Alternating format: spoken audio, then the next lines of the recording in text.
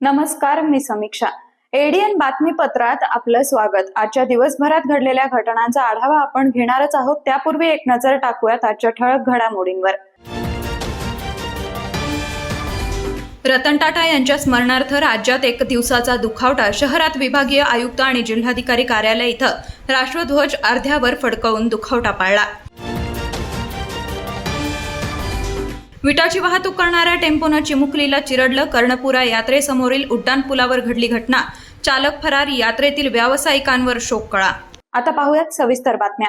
ज्येष्ठ उद्योगपती पद्मविभूषण रतन टाटा यांच्या निधनानंतर त्यांच्या सन्मानार्थ राज्यात आज 10 ऑक्टोबर रोजी एक दिवसाचा दुखवटा पाळण्यात आलाय. या संदर्भात मुख्यमंत्री एकनाथ शिंदे यांनी घोषणा केली होती. त्यानुसार शहरात शासकीय कार्यालयांमध्ये राष्ट्रध्वज अर्ध्यावर फडकवून दुखावटा पाळण्यात आला. ज्येष्ठ उद्योगपती पद्मविभूषण रतन टाटा यांच्या निधनानंतर त्यांच्या सन्मानार्थ राज्यात आज गुरुवार 10 ऑक्टोबर एक दिवसाचा दुखवटा पाळण्यात आला.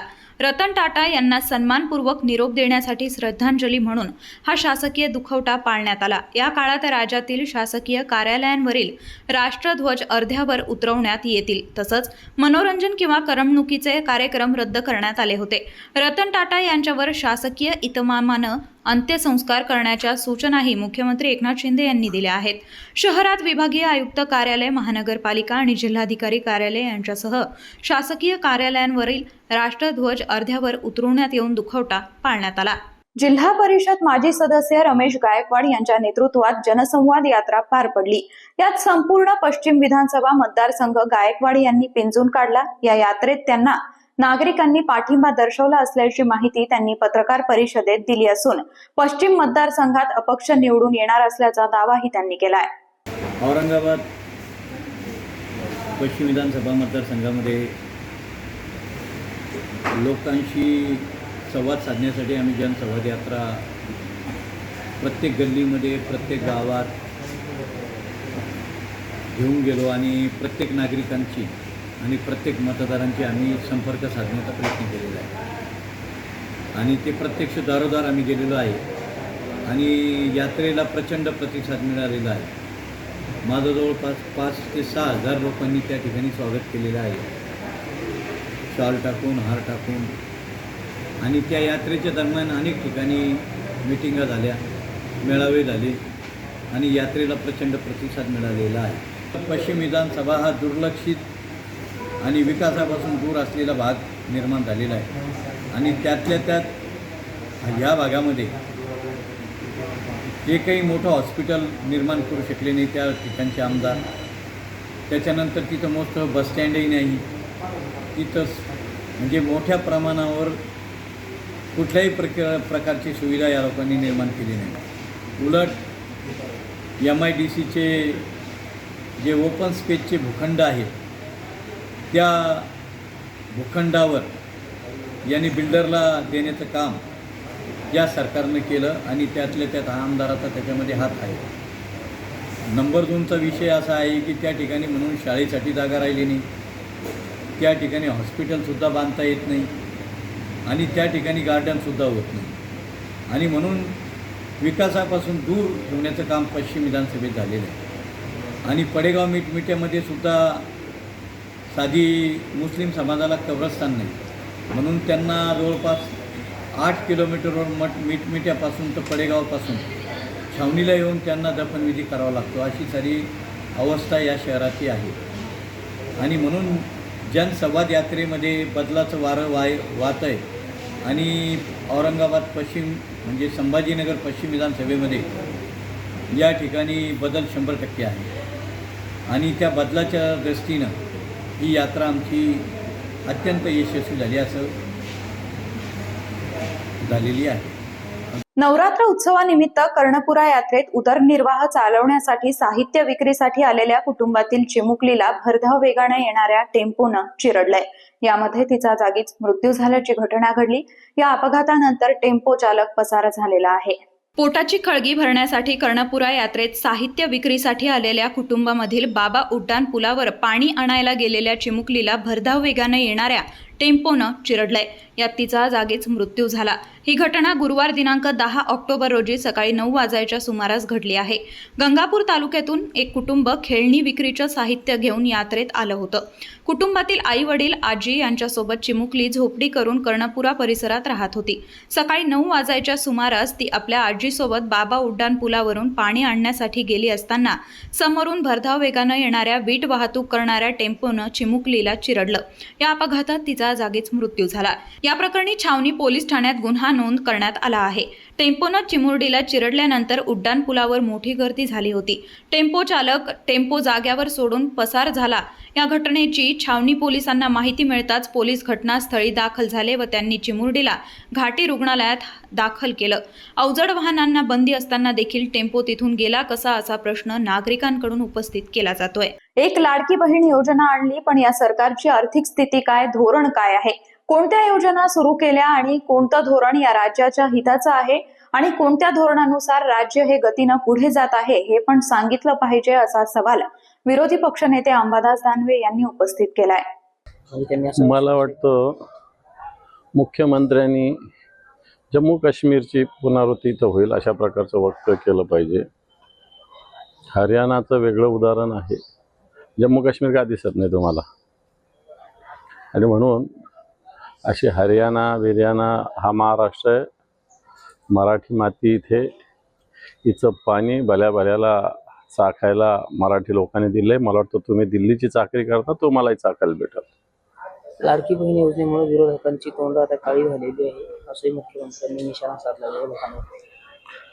मला असं वाटतं लाडकी बहीणपेक्षा 2 वर्षाचं काम जरा सांगावं ना. एक लाडकी बहीण योजना धोरण काय, या राज्याची आर्थिक स्थिती काय आहे, कोणत्या योजना तुम्ही सुरू केल्या, कोणतं धोरण या राज्याचं हिताचं आहे, कोणत्या धोरणानुसार राज्य गतीनं पुढे जात आहे हे पण सांगितलं पाहिजे. शेतकऱ्यांची स्थिती काय ते सांगितली पाहिजे. उद्योगधंद्याची स्थिती काय ते सांगितली पाहिजे. गुजरातला किती उद्योग गेले ते सांगितलं पाहिजे. महिलांवर किती अन्याय झाला, किती महिलांचं किडनॅपिंग झालं ते सांगितलं पाहिजे. किती खून झाले ते सांगितलं पाहिजे. किती बेरोजगारांना रोजगार दिला पाहिजे ते सांगितलं पाहिजे. महागाई किती वाढली तेही सांगितलं पाहिजे.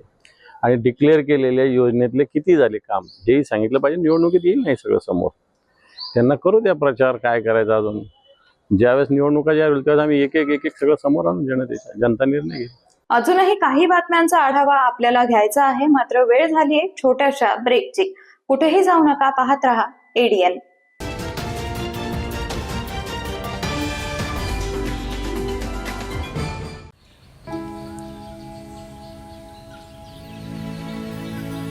तो ग हे कुठून आणला साडी पण वा छान दिसते की. हो, सरकारनं 1500 रुपये चालू केले दर महिन्याला. आणि लय दिसायची इच्छा होती म्हणून हा सदरा आणि ही साडी घेतली. आणि पुढच्या महिन्यात परत पैसे आले ना मग छोटीला फ्रॉक आणि आपल्या कपिलेला माळा घेणार आहे.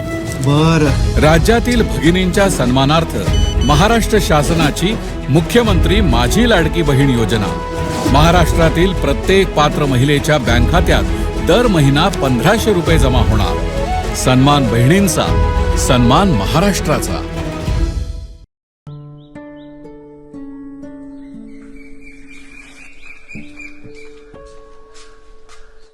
ताई, हे घ्या तुमचा सिलेंडर.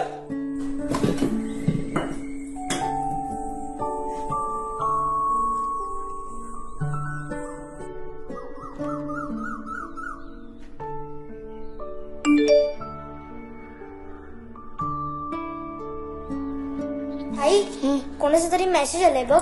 मेसेज? हा मुख्यमंत्री अन्नपूर्णा योजनेची रक्कम ट्रान्सफर झाल्याचा मेसेज आहे. राज्यातील महिलांच्या सक्षमीकरणासाठी आणि स्वच्छ इंधनाची पूर्तता करून महिलांच्या आरोग्याचे रक्षण करण्यासाठी महाराष्ट्र शासन सादर करीत आहे मुख्यमंत्री अन्नपूर्णा योजना. योजनेअंतर्गत पात्र महिलांना वर्षाला 3 LPG सिलेंडर मोफत मिळणार. लाभाची रक्कम महिलांच्या बँक खात्यात जमा होणार. घराघरात अन्नपूर्णा, घराघरात आनंद. अनेकांच्या मनात स्वप्न असते की देशाची सेवा करायची, परंतु काही लोकच योग्य प्रशिक्षण घेऊन ते वास्तवात पूर्ण करतात.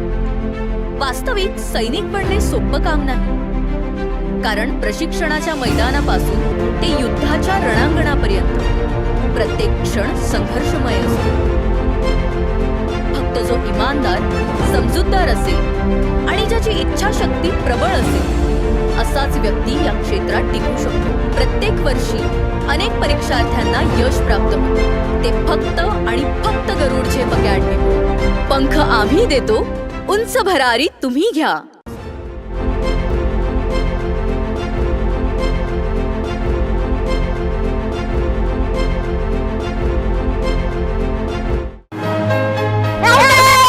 मी खेळणार, चल मी येणार. तू कुठे? माझा नंबर आहे आता. हो याचा नंबर आहे. तू कशी आलीस खेळायला? आणि तुला खेळायला वेळ कसा मिळाला? अरे आता माझ्याकडे खेळायला आणि अभ्यास करायला वेळच वेळ आहे. म्हणजे मला रोज आई बरोबर पाणी आणायला दूर जावं लागायचं, त्यामुळे तुमच्यासोबत खेळायला मला वेळच नाही मिळायचा. कधी कधी तर माझी शाळा पण बुडायची. मग आज वेळ कसा मिळाला? कारण आता आमच्या घरी नळ आलाय, त्यामुळे पाणी आणायला दूर जावं लागतच नाही. त्यामुळे सगळीकडे चांगलं पाणी मिळतंय. मी खेळू ना? हिच्यानंतर माझा नंबर. हा केंद्र आणि महाराष्ट्र शासनाच्या जलजीवन मिशनमुळे महाराष्ट्रातील प्रत्येक घरी प्रतिदिन प्रति व्यक्ती 55 लिटर शुद्ध पाणी पोहोचवलं जाते. अनेक दुर्गम भागातील वाड्या वस्त्यांवरही सौर ऊर्जेचा वापर करून शुद्ध पाणी पोहोचवलं जाते. त्यामुळे अनेक महिलांचा पाण्यासाठी होणारा त्रास वाचला आहे. तसेच अनेक मुलींच्या शिक्षणातील आणि खेळण्यातील अडथळा दूर होतोय. थांबली पायपीट दूरवरी, नाही हंडा डोक्यावरी. जलजीवन आले घरोघरी, माझी योजना माझी जबाबदारी. पाणी पुरवठा आणि स्वच्छता विभाग, महाराष्ट्र शासन. नारी म्हणजे संस्कार,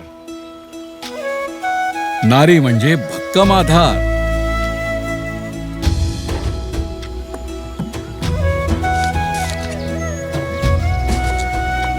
नारी म्हणजे अन्नपूर्णेचा अवतार, नारी म्हणजे शक्ती अपार. आणि या नारी शक्तीच्या सन्मानार्थ महाराष्ट्र शासनाने सुरू केली आहे मुख्यमंत्री माझी लाडकी बहीण योजना. या योजनेअंतर्गत महाराष्ट्रातील प्रत्येक पात्र महिलेच्या बँक खात्यात दर महिना 1500 रुपये जमा होणार. सन्मान बहिणींचा, सन्मान महाराष्ट्राचा.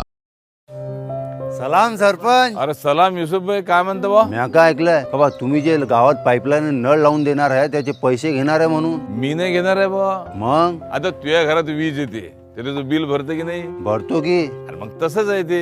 आता तुमच्या घरात पाईपलाईन टाकणं, त्याला नळ लावून देणं, हाच खर्च शासन आणि 10% लोक वर्गणी यातून होणार आहे. पण त्याच्या देखभाल, दुरुस्ती, पाणी सोडायचं, तो विजेचा पंप चालवा लागेल.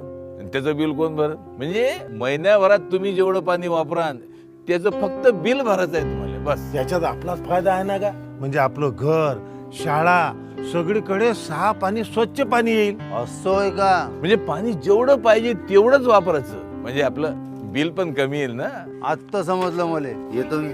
जलजीवन मिशन अंतर्गत आता केंद्र आणि राज्य शासनाच्या संयुक्त प्रयत्नातून गावागावातील प्रत्येक घरात नळाद्वारे प्रतिदिन प्रति व्यक्ती 55 लिटर शुद्ध पाणी पोहोचत आहे. थांबली पायपीट दूरवरी, नाही हंडा डोक्यावरी. जलजीवन आले घरोघरी, माझी योजना माझी जबाबदारी. पाणी पुरवठा व स्वच्छता विभाग, महाराष्ट्र शासन. मस्त मास्क पहना रे तूने. Thank you sir.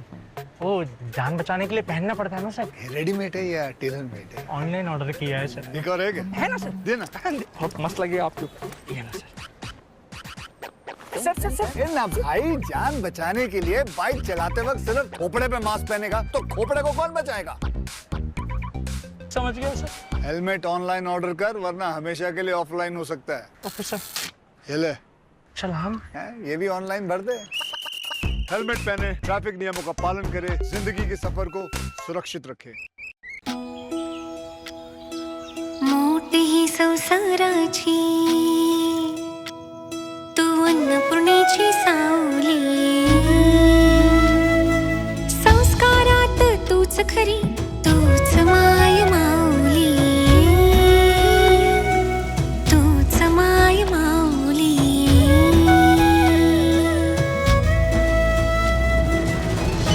राज्यातील भगिनींच्या सन्मानार्थ महाराष्ट्र शासनाची मुख्यमंत्री माझी लाडकी बहीण योजना. महाराष्ट्रातील प्रत्येक पात्र महिलेच्या बँक खात्यात दर महिना 1500 रुपये जमा होणार. सन्मान बहिणींचा, सन्मान महाराष्ट्राचा.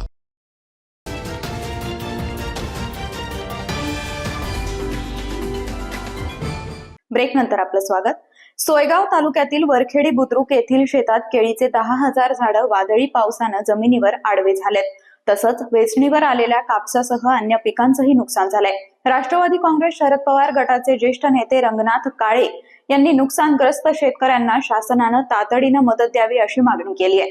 सोयगाव तालुक्यामध्ये वादळी वाऱ्यासह मोठ्या प्रमाणात पाऊस झाला आणि याच्यामुळे प्रचंड असं सावतबारा सर्कल असेल किंवा सोयगावचा वरखेडी पळसखेडा परिसर असेल, इथे शेतकऱ्यांचे अतोनात नुकसान झाले. काही शेतकऱ्यांचे ज्यांचे केळीचे खोडं उभे होते ते केळीचेही आता शेवटच्या क्षणाला म्हणजे केळी निसोली असताना किंवा त्या प्रमाणामध्ये त्यांची झाडं पडली आणि त्यांचं लाखो रुपयाचं त्या शेतकऱ्यांचं नुकसान झालं. त्याचप्रमाणे सावतबारा सर्कलमध्ये मकाची कापणी करून कडबा जो शेतात होता तिथेही ते पाऊस झाल्यामुळे त्याही ह्या पिकाचं नुकसान झालं आहे. त्याचप्रमाणे सोयाबीनसुद्धा बऱ्याच शेतकऱ्यांनी काढणीला आली असताना काही जणांनी काढली होती आणि काही तशीच शेतात होती. सोयाबीनचंही फार मोठ्या प्रमाणात नुकसान झालं. आणि जे सोयगाव तालुक्यामध्ये कपाशी ज्या प्रमाणात होते तर कपाशीचे अतोनात नुकसान झालं या अतिवृष्टीमुळे. याचे पंचनामे ताबडतोब व्हावे याकरता आज मी सकाळीच सन्माननीय खासदार डॉक्टर कल्याण काळे साहेबांना बोललो. त्यांनी ताबडतोब प्रशासनाला फोन करून कलेक्टर साहेबांना फोन करून सांगितलं की ताबडतोब याचे पंचनामे व्हावेत.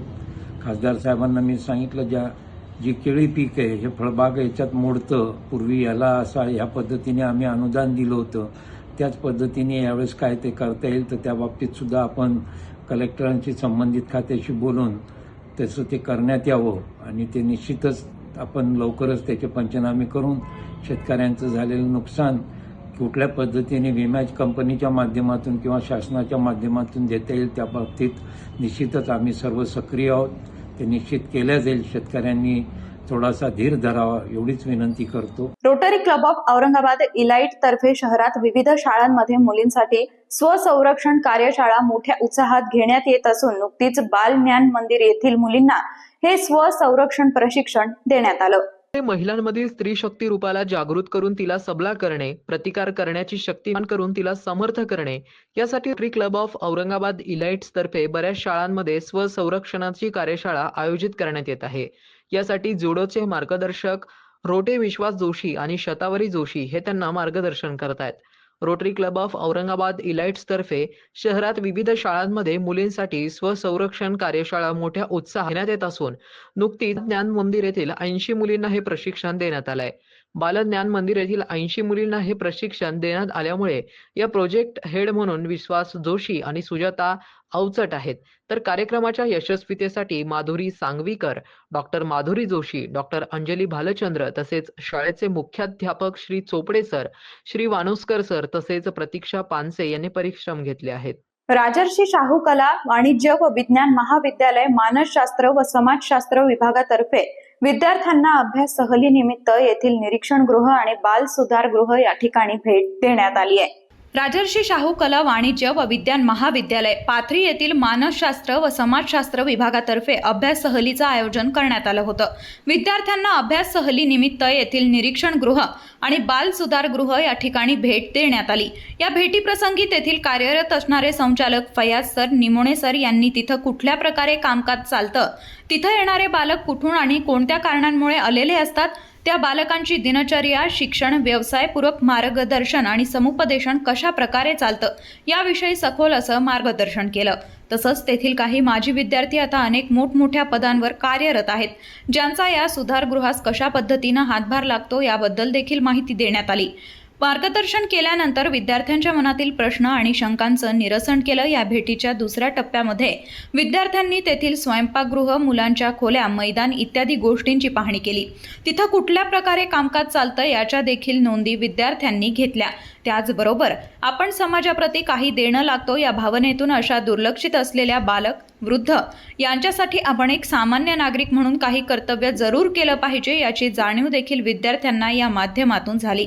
या अभ्यास सहलीच्या आयोजनामध्ये मानसशास्त्र विभागाचे प्राध्यापक डॉक्टर आरती थाले, डॉक्टर रवींद्र जाधव, समाजशास्त्र विभागाचे डॉक्टर राज पोपळघट, डॉक्टर सुखदने सर यांचा सहभाग होता। महायुती सरकारनं राज्यातील एसटीच्या ताफ्यात 2,500 नव्या डिझेल लाल परी बस दाखल होण्यासाठी गतिमान हालचाली केल्या आहेत। बसनं प्रवास करणाऱ्या प्रवाशांना वेळेत आणि गतिमान प्रवास करता येईल। एसटीच्या ताफ्यात 2,500 बस, राज्यात नवीन लाल परी बस धावणार। 2,500 डिझेल लाल परी दाखल होणार। खेड्यातील नागरिकांना होणार सुविधा। प्रवाशांना बससाठी वाट बघण्याची गरज नाही। जादा बसमुळे महामंडळाचा नफा वाढणार। महायुती सरकारनं राज्यातील एसटीच्या ताफ्यात 2,500 नव्या डिझेल लाल परी बस दाखल होण्यासाठी गतिमान हालचाली केल्या आहेत। बसनं प्रवास करणाऱ्या प्रवाशांना वेळेत आणि गतिमान प्रवास करता येईल। बसची संख्या अपुरी असल्यामुळे प्रवाशांना बस वेळेत मिळत नाही। यावरच महायुती सरकारनं तोडगा काढलेला आहे। आता या बसेस लवकरच दाखल होत असल्यानं नागरिकांच्या प्रवासाची समस्या सुटणार आहे। महायुती सरकार प्रवाशांच्या पाठीशी। डबक्यात साचलेल्या पाण्याचा वापर करीत केळी ताजी ठेवण्याचा किळसवाणा प्रकार करणाऱ्या आणि सोशल मीडियावर व्हायरल झालेल्या त्या केळी विक्रेत्याला अखेर सिडको पोलिसांनी अटक केली आहे। टीव्ही सेंटर भागात एक केळी विक्रेता डबक्यात साचलेल्या पाण्याचा वापर करीत केळी ताजी ठेवण्याचा किळसवाणा प्रकार समोर आला होता। या प्रकरणी अब्दुल रशीद अब्दुल लतीफ शेख याला सिडको पोलिसांनी अटक केली आहे। या प्रकारचा व्हिडिओ व्हायरल झाल्यानंतर मनसेचे चंदू नवपुते यांनी गुन्हा दाखल केला होता। हा प्रकार उघड झाल्यानं परिसरातील नागरिकांमध्ये संताप आहे। मनसेचे विभाग प्रमुख चंदू नवपुते यांनी पोलिसात धाव घेतल्यानंतर विक्रेता अब्दुल रशीद अब्दुल लतीफ शेख याच्यावर गुन्हा दाखल झाला। पोलिसांनी त्याचा शोध घेत त्याला बुधवारी अटक केली। गुन्हा अदखलपात्र असल्यानं त्याला समज देऊन प्रतिबंधात्मक कारवाई केल्याची माहिती पोलीस निरीक्षक अतुल येरमे यांनी दिली आहे। नागरिकात मात्र या प्रकारामुळे रोष निर्माण झाला आहे। ग्राहक विश्वास ठेवून उपवासासाठी फळं खरेदी करत असतात। अशा प्रकारच्या घटनांमुळे फळ विक्रेत्यांवर कसा विश्वास ठेवणार असा प्रकार होत असेल तर नागरिकांकडून त्यावर कारवाईची मागणी करण्यात येते। शेवटी परत एकदा एक नजर टाकूयात आजच्या ठळक घडामोडींवर। रतन टाटा यांच्या स्मरणार्थ राज्यात एक दिवसाचा दुखावटा। शहरात विभागीय आयुक्त आणि जिल्हाधिकारी कार्यालय इथं राष्ट्रध्वज अर्ध्यावर फडकवून दुखावटा पाळला। विटाची वाहतूक करणाऱ्या टेम्पोनं चिमुकलीला चिरडलं। कर्णपुरा यात्रेसमोरील उड्डाणपुलावर घडली घटना। चालक फरार, यात्रेतील व्यावसायिकांवर शोककळा। याचबरोबर हे बातमीपत्र इथेच संपलं। पुन्हा भेटूयात पुढील बातमीपत्रात। तोपर्यंत पाहत रहा आपल्या हक्काचं बातमीपत्र ADN।